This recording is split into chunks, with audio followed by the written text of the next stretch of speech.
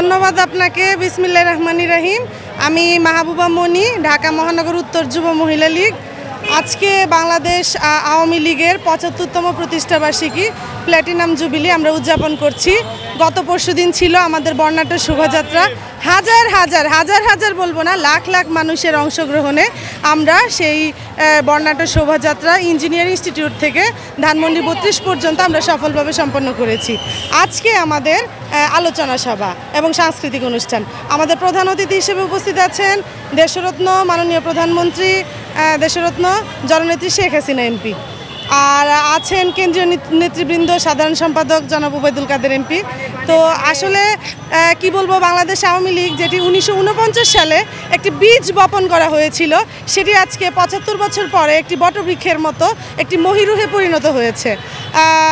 বাংলাদেশ আওয়ামী লীগের অবদান বাংলাদেশের প্রত্যেকটি আন্দোলন সংগ্রামে, সেটা ৫২ ভাষা আন্দোলনই হোক, ৬ দফাই হোক বা ৭১-এর মুক্তিযুদ্ধই হোক, প্রত্যেকটা আন্দোলন সংগ্রামে বাংলাদেশ আওয়ামী লীগ প্রত্যক্ষভাবে সামনে থেকে অবদান রেখেছে। এমনকি এখন যখন বাংলাদেশ দুর্নীতিতে চ্যাম্পিয়ন ছিল, তারপরে বিভিন্ন যখন আমরা দেখেছি যে তারেক রহমানের হাওয়া ভবন পুরো বাংলাদেশ নিয়ন্ত্রণ করছে, তখন যখন বাংলাদেশ আওয়ামী লীগ ক্ষমতায় এসেছে শেখ হাসিনার নেতৃত্বে, আমরা সব অপকর্মকে আমরা বিদায় দিতে সক্ষম হয়েছি এবং আমরা একটি ডিজিটাল বাংলাদেশ গড়ে তুলতে সক্ষম হয়েছি।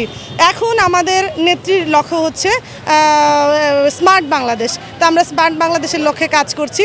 বাংলাদেশের অবকাঠামোগত উন্নয়ন বলেন, সব দিক থেকে আমরা উন্নত করে আমরা একটা স্মার্ট বাংলাদেশ জাতিকে উপহার দেওয়ার চিন্তা করছি। হ্যাঁ, বিগত দিনগুলোতে ছিলাম আমরা অনেক দিন যাবৎ। আমি যেমন ছাত্রলীগের একজন সক্রিয় রাজনীতি করেছি ছাত্রলীগে, এখন আমি যুব মহিলা লীগে আছি।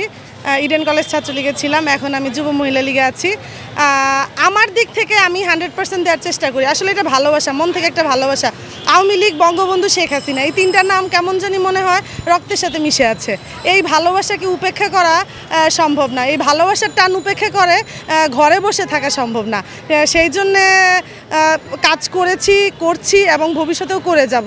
আর শেখ হাসিনা হাতকে শক্তিশালী করার জন্য আমরা তো দেখতে পাচ্ছি যে উনি তো খারাপ কিছু করছেন না, উনি দেশের ভালোর জন্য কাজ করছেন, দেশের উন্নয়নের জন্য কাজ করছেন, উনি দেশের মানুষের কথা ভাবছেন।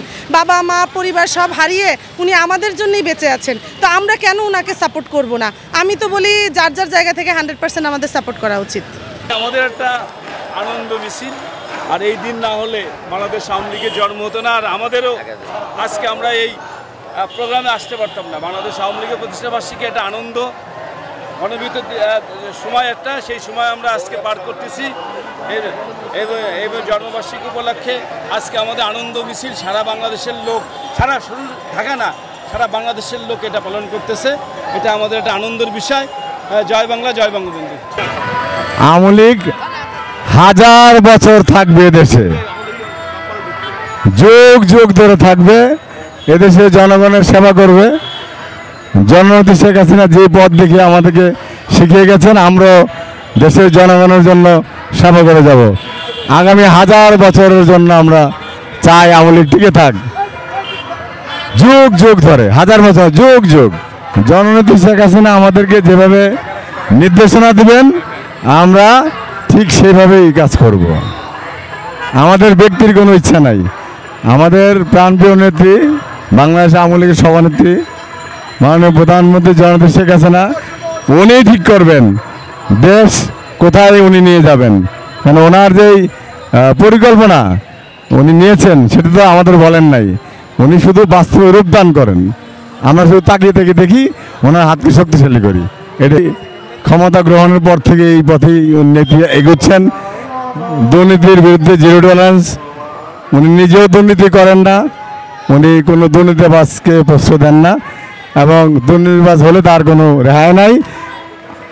দুর্নীতিবাজদের বিরুদ্ধে আইন তার নিজস্ব গতিতে চলবে, এটাই মাননীয় প্রধানমন্ত্রীর নির্দেশনা।